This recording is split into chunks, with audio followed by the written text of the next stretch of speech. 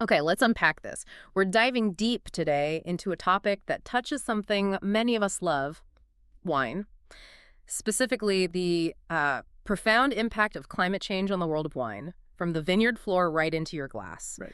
You've sent us a stack of sources, articles, research, notes, all specifically focused on this critical issue in viticulture. And our mission today is really to go through all of that material, extract the most important knowledge and insights so we can truly understand what a changing climate means for the grapes, the winemakers, and, well, everyone who cares about what's in their bottle. Because as these sources make crystal clear, this isn't theoretical, is it? Viticulture is just intrinsically linked to climate. It's a delicate dance with nature, and these changes they're undeniable realities already affecting vineyards and vintages everywhere. Absolutely. Understanding this isn't just academic, it's vital for preserving quality, that sense of typicity, the unique character of a wine region, and really ensuring the future of something that is, it's art, it's science, and it's definitely culture. So what's the first thing we need to grasp? The sources seem to start with the basics, that link between climate and terroir. Exactly. Terroir, you hear that word all the time. And yes, it includes soil, topography, but climate it's absolutely crucial. It's the specific weather patterns, the temperatures, the rainfall. That interact with everything else. Precisely. That interaction gives a wine its unique expression, its identity. Right, the fingerprint of place, as they say. Yeah. And the vine itself, Vitis vinifera, it's pretty tough, adaptable, but it pays meticulous attention to its climate, doesn't it? Oh, incredibly sensitive. Small shifts in weather can have really big consequences for the grapes. So let's break down those critical climate factors from the sources. Temperature is first up, called the maestro of phenology. Yeah, I like that analogy. It's like the vine's conductor setting the timing for everything. When buds burst in spring, flowering, berries set, and crucially ripening. And if that conductor's timing is off, too hot, too cold, then you get problems, big problems. Early warmth might push budbreak too soon, exposing those tender young shoots to late frost that could just wipe them out. devastating. Or high temperatures speed up sugar accumulation way too fast, but mess with the acid development. It throws the whole balance off. Okay, so temperature dictates that sugar-acid balance. Then there's water, the elixir of life. Essential, obviously, for growth, photosynthesis, filling out the berries, but it's a really delicate balance. Oh, so. Well, too much water, the sources note, can dilute the flavors and aromas. Plus, it encourages fungal diseases, which nobody wants. And not enough. Water stress. Right. Now, a little bit of stress can actually be good, sometimes smaller, more concentrated berries. But severe stress that halts growth, causes leaves to drop, can even kill the plant. It hits your yield, obviously, and how evenly the grapes ripen. Got it. And the third piece is sunlight, the catalyst for quality. Yeah, sunlight drives photosynthesis, creating the sugars and all those important compounds. You need enough sun for mature tannins. That's the structure in reds. That's exactly. Yeah. Structure, texture. And also for developing complex aromas. The color in red grapes, even the thickness of the skins, which affects tannin extraction later. So temperature, water, sunlight. A complex interplay. But the sources also flag something else. Extreme events. A growing threat. Yeah, this is a big one. These events seem to be getting more frequent, more intense. We're talking late frosts hitting after that early budbreak we mentioned. Right. Hailstorms that can just shred the canopy and the grapes, leaving them open to infection. Intense heat waves, prolonged droughts, and increasingly wildfires. Wildfires seem particularly scary because of the smoke taint issue. It's a nightmare. The smoke compounds get into the grapes, into the wine, and can just render the whole harvest unsellable. A huge economic and emotional blow. Wow. And it really sounds like the vine needs this incredibly specific kind of gentle balance, and climate change is just throwing a wrench in the works. That's a good way to put it. The sources really connect these climate factors directly to what ends up in the grape temperature, driving sugar and acid, sunlight for pigments and tannins, water affecting concentration.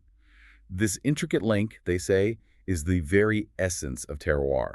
Okay, so that's the foundation. Now, let's shift to the consequences. What happens when that balance is actually thrown off? The sources say these effects are visible now globally. They really are. Viticulture is right there on the front lines. One of the most obvious things is the shift in phenology, the timing of the vine's life cycle. Right, you hear about harvests getting earlier and earlier. Bud break and flowering are happening sooner because it's warmer. Yeah, this earlier awakening, as one source calls it, sounds potentially nice, but it carries this considerably greater risk of damage from late spring frosts. Because the tender growth is exposed. Exactly. And these frosts, they used to be rarer, maybe more predictable now. The sources say more common and unpredictable. They can freeze those young shoots, compromise the whole year's harvest, sometimes completely. And that crucial time between flowering and harvest, that's shortening too. It is. Higher temperatures accelerate ripening. Which means grapes get ripe faster. Yeah. Sounds okay. Well, yes and no. Critically, the sugars accumulate much faster, but the development of other key things, tannins, aromatic compounds, doesn't necessarily keep pace. Ah, so it's out of sync. Precisely. The sources call it a dissociation or an imbalance. You get sugar ripeness, but maybe not phenolic ripeness or aromatic complexity. Okay, and this imbalance, it has major knock-on effects for the wine, right? Like high alcohol. That's a big one. Faster sugar buildup means higher potential alcohol. We're seeing wines hitting 14, 15, even 16% alcohol much more regularly. What used to be exceptional, one source says, is becoming the norm. And too much alcohol can be overpowering. It can, yeah. This excessive increase can mask delicate flavors, make the wine feel hot or unbalanced, create that sensation of warmth in your mouth. Okay, what else? Acidity. Another huge impact. Heat speeds up the breakdown of natural acids in the grape, like malic and tartaric acid. And acidity is just crucial for freshness, vibrancy, giving the wine life, So less acidity means? Wines can taste flat, lifeless, maybe heavy.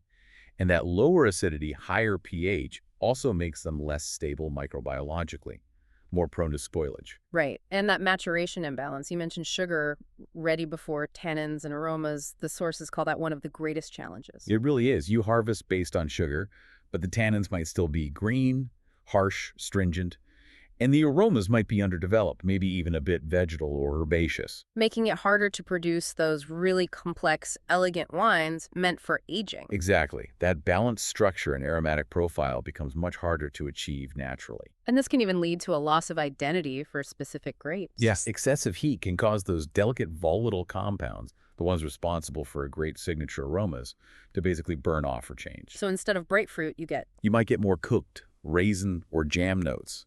It can drastically alter the varietal expression. The sources say this is particularly detrimental for regions built on the reputation of a specific classic style. Wow. Okay, let's talk water stress again in this context of climate change. It's getting worse. Definitely. More frequent, prolonged, and severe droughts. That's the pattern. Even in places that didn't used to worry so much. Yeah, even historically temperate regions are facing unprecedented dry spells. And this puts huge pressure on water resources. You get competition with towns, other farming. Access to irrigation can become restricted, even if you technically have rights. And the effect on the vines. Lack of water causes stress. Which compromises photosynthesis, so less sugar, fewer compounds produced. Severe stress means smaller berries, so lesser productivity, lower yields. But didn't we say a little stress can be good? It can, in moderation, it concentrates things. But excessive stress is just damaging. You get irregular ripening, poor acid development, weak flavors. The plant becomes less healthy, more vulnerable to, pests and diseases. Ah, yes, pests and diseases. Climate change making those worse too. Seems so. The altered temperatures and humidity create a more propitious environment, as one source puts it, for pathogens and pests to thrive. They reproduce faster. Faster life cycles, yeah, leading to more frequent and intense outbreaks. And sometimes they become more virulent, more resistant to conventional treatments. Meaning growers have to be even more vigilant. Redouble vigilance, constant monitoring, needing a rapid and effective response, which unfortunately can sometimes mean more chemical sprays with all the associated environmental concerns. It really pushes the need for alternatives. Biological controls, resistant varieties makes that more urgent. And it's not just existing pests getting worse. No. Climate change is also allowing new pests and diseases to spread.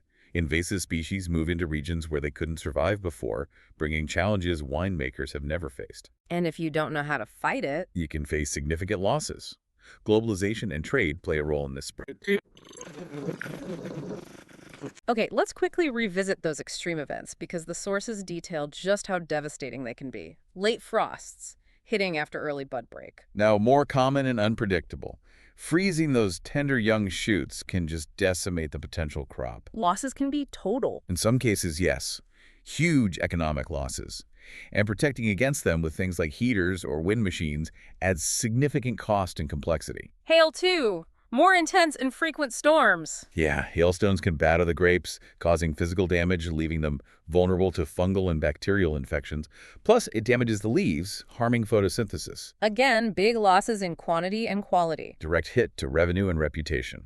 And protection, like netting, is costly and complex. And finally, wildfires and that smoke taint. Seems like an escalating nightmare. It really is.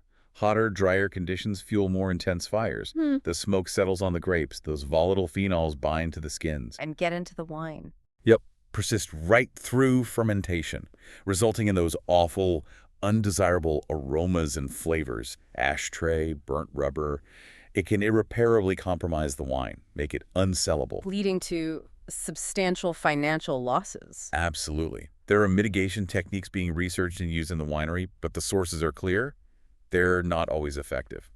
So the vineyards are clearly under immense pressure. But as the sources emphasize, the impact doesn't stop at the vineyard gate, does it? Not at all. It reverberates profoundly in the cellar. It's demanding a fundamental reinvention of the art of vinification, really. Adaptability, innovation, they're crucial now. Okay, let's talk about the winery. One big issue stemming from warmer grapes is managing acidity, right?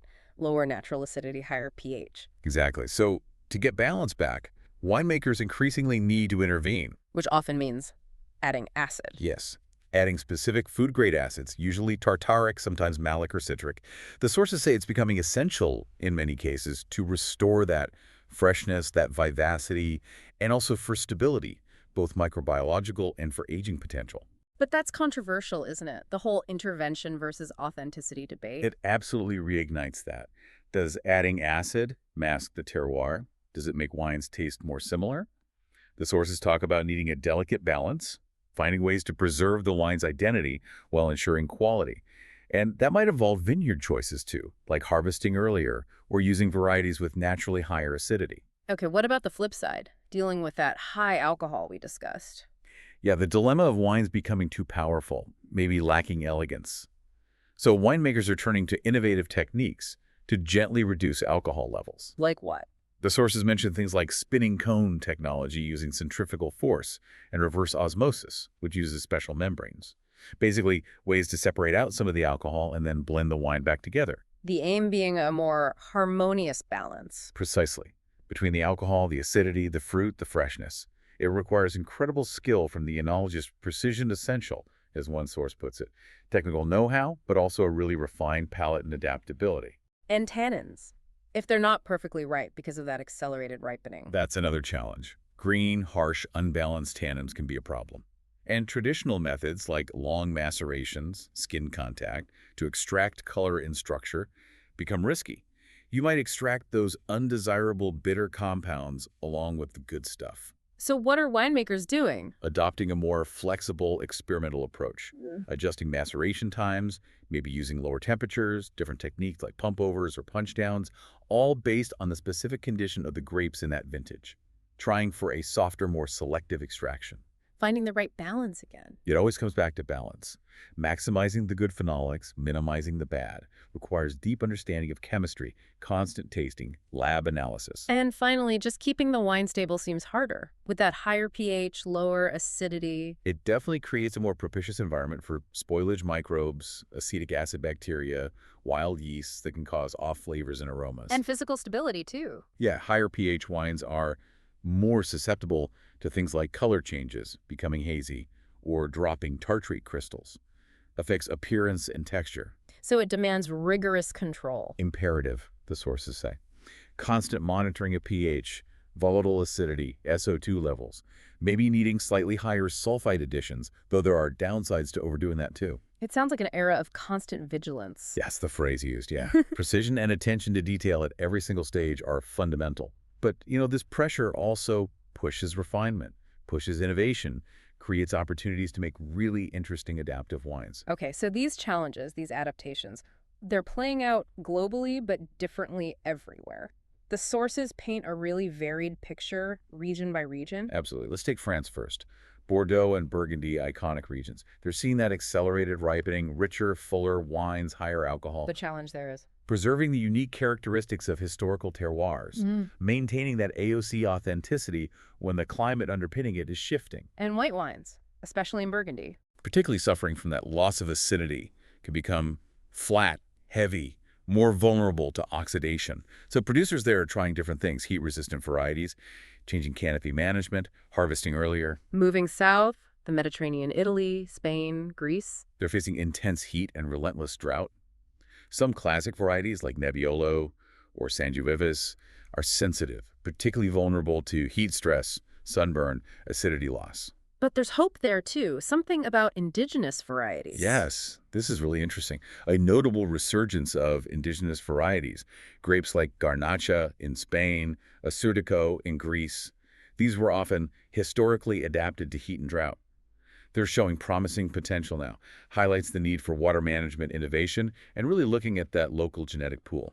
Okay, heading north, Germany, Austria, they initially benefited. They did, to some extent. Warmer temperatures allowed fuller ripening for Riesling, Grüner Veltliner, leading to wines with maybe greater complexity, structure, richness, more balanced dry styles than in the past. Now, even they are facing excessive heat sometimes, compromising that crucial vibrant acidity. And those late frosts, before rare, are now more frequent and unpredictable. A serious threat after early budbreak. And this is pushing viticulture northwards. It seems so. What the sources call geographic displacement. Regions like the UK, previously marginal, are becoming more favorable, especially for sparkling and whites. It's challenging the traditional wine geography. What about the New World? California. Big challenges there. Yeah. Chronic droughts and those escalating wildfires now seen as regular and devastating. Water management is absolutely critical. Precision irrigation, conservation. Site selection matters too. Hugely. Seeking cooler coastal spots or higher altitudes for sensitive grapes like Pinot Noir, Chardonnay. And wildfire smoke taint is a massive ongoing concern, irremediably compromising quality sometimes. Research into mitigation is urgent, but the resilience and innovation there are notable. Australia, described as a field of test for the future. Yeah, they've been dealing with intense heat and water scarcity for a long time. Often leaders in adaptation developing drought-resistant varieties, really advanced water management like drip irrigation, mulching. But smoke taint is a huge issue there too. A particularly worrying and recurrent problem, Yeah. given the frequency and intensity of wildfires. Big impact on quality and value. Resilience, innovation, sustainability, they're absolutely central to the Australian industry. South America, Chile and Argentina. Facing altered rainfall, plus the Andes glaciers melting faster, which affects water availability. So efficient water management is key. And their strategy, moving vineyards. Often, yes. Moving to higher altitudes in the Andes for cooler temperatures, bigger day-night temperature swings, which helps acidity and aromas, or moving towards coastal zones where the ocean moderates things. Plus investment in efficient irrigation, soil management, and exploring different varieties. South Africa, similar issues. Prolonged droughts, making water management urgent. Also a unique concern there about protecting the native fynbos biodiversity from agricultural expansion. But there's a growing focus on sustainability. Yes, the sources mention growing environmental awareness, focus on regenerative practices, conserving water and soil for the long term. And Brazil, challenges across different regions. Yeah, in the south, similar issues to parts of Europe, early maturation, sugar-acid imbalance. In the northeast, intensifying drought, requiring irrigation and resistant varieties. Pests and diseases are a growing problem too. So widespread need for adaptation there as well. Definitely. Early warning systems, sustainable practices, research collaboration, all needed. It's truly a global picture of challenge, but also adaptation. What really stands out from these sources is that resilience. The wine industry, often seen as traditional, is clearly embracing innovation. It really is, from vineyard to cellar. In the vineyard, a major focus is on advanced selection, finding grapevines, genetic material, tolerant to heat, drought, resistant to new pests and diseases. And looking at those indigenous varieties again? Absolutely. They're described as a treasure of natural adaptations. They've survived for centuries in specific conditions. Plus, there are active breeding programs, crossing varieties, even using biotechnology. Growers are also changing how they manage the vines themselves, training systems. Yeah, optimizing things like training and pruning systems. You hear names like Gobelet, Lyra, Guyot, to improve airflow, manage heat, and crucially, manage the leaf canopy to shade the grapes, prevent sunburn. And water use is getting smarter. Precision water management is key, using weather data, soil moisture sensors to irrigate only when needed, micro-irrigation, drip systems to deliver water right to the roots, minimize waste, even rainwater harvesting. Soil health seems important too, regenerative practices. Very much so. Using cover crops between the rows, adding organic matter like compost, reducing tillage, all these things improve the soil structure, help it hold water better, and boost biodiversity in the vineyard. Mulching also helps conserve moisture. And we talked about growers looking for new, cooler sites. Right, moving to mountains, coasts, higher latitudes. It takes a lot of innovation and experimentation to figure out what works in these new frontiers. Okay, so lots happening in the vineyard. What about in the cellar? Fine-tuning processes. Definitely. Adjusting fermentation, how long the juice stays on the skins, maceration, the temperature, the intensity, all tailored to grapes that might have different sugar levels, lower acidity, different tannin ripeness than traditional norms, maybe using gentler pressing. And those correction techniques we mentioned, acidification, dealcoholization. Yes, controlled acidification to bring back balance. Controlled dealcoholization using things like spinning cone or reverse osmosis to manage high alcohol for better elegance. Controversial sometimes, as we said, but seen as necessary tools for quality in extreme situations. Technology playing a role too. Big time. Investing in better cooling systems, tanks with precise temperature control, software for real-time monitoring, all about achieving precision when dealing with challenging fruit. And underlying all this adaptation is research and innovation, right? The sources mention PIWI varieties specifically. Yes, PIWIs. It's a German acronym, basically meaning fungus-resistant varieties. These are highlighted as a crucial, innovative solution. Because they resist diseases like mildew. Exactly. Downy and powdery mildew are huge problems requiring lots of spraying in many regions. PIWIs are naturally resistant, so you can drastically reduce or even eliminate fungicide use. Which is better for the environment. Much better. Protects the soil, biodiversity, reduces the carbon footprint, and crucially, the sources note these PIWIs are also showing excellent etymological qualities, making really good, complex, aromatic wines. It's a path towards more ecological, economical, and resilient viticulture. Fascinating. And beyond the vineyard and cellar, public policy has a role. A fundamental one. Governments can offer incentives, tax breaks, subsidies, loans for adopting sustainable practices. Water efficiency, renewables, precision agriculture. We also need robust and effective environmental laws limiting harmful inputs, protecting biodiversity. And certifications matter. Organic, biodynamic. Increasingly so. They act as market differentiators, sure, but they also reflect a real societal demand for products that are made ethically and responsibly. So looking at the big picture, the future, climate change is causing a true revolution in wine. That's how the sources frame it. A genuine revolution. It's literally redrawing the wine map. Cold regions becoming viable, warm regions facing huge challenges to their identity. Yeah, forcing everyone to rethink business models, what grapes to plant, how to make the wine. It's a massive shift. But there's hope. In the vine's resilience, human ingenuity. Definitely. The sources emphasize both.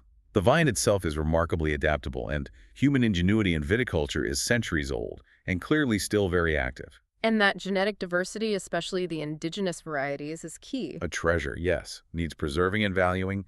They might hold the genetic keys to adapting, ensuring we can still make balanced, authentic wines in many regions. And the winemaker, the enologist, their role becomes even more critical. Even more important, the sources say.